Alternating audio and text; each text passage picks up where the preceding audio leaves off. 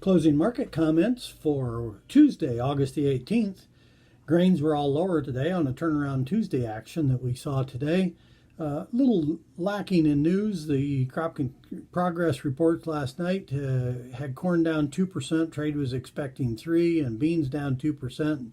Trade was thinking that could be 3% as well. So not quite as much down there, and that didn't help to support the market. We closed near the highs, and we just saw a little profit taking on today's activity.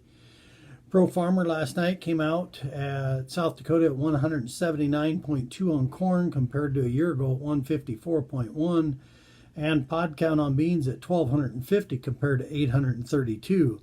In Ohio, they had the yield at 167.7 compared to 154.4 last year, and a pod count at 1156 versus 764. You do have to remember last year beans were extremely light, so these pod counts that Pro Farmer comes up are probably all going to be substantially higher than last year. If you compare them to the average, I think they are running below the averages in Ohio and slightly above in South Dakota. NOPA did release crush figures at 172.8 million bushels of soybeans for the month of July, a little better than expected at 172. We did see a little bump in the market this morning after the morning break on a sale of China of 195,000 metric tons of corn, and unknown 130,000 metric tons of corn and 130,000 metric tons of beans, all three for the 2021 crop year. Crop conditions last night, as I said, were down 2% on corn. Indiana was down 1 at 65. Illinois was down 2 at 76. Ohio was down 1 at 47. Michigan was up 4 at 65. Iowa down 10% at 59. Minnesota down 1 at 83.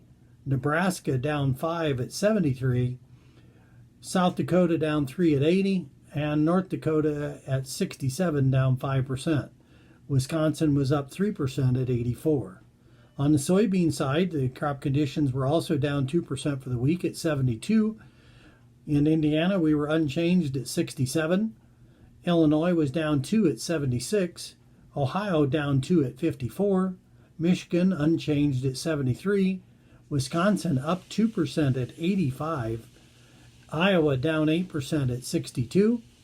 Minnesota unchanged at 84. Nebraska down 5 at 76. South Dakota down 3 at 82. And North Dakota down 4 at 63. So as you can see, crop conditions did drop, especially in corn, but not as much as the traders were expecting. So we did see a little profit taking today and a little turnaround Tuesday action. We'll have to see how the market reacts tomorrow after a day down and see if we can bounce things back. Thanks for watching.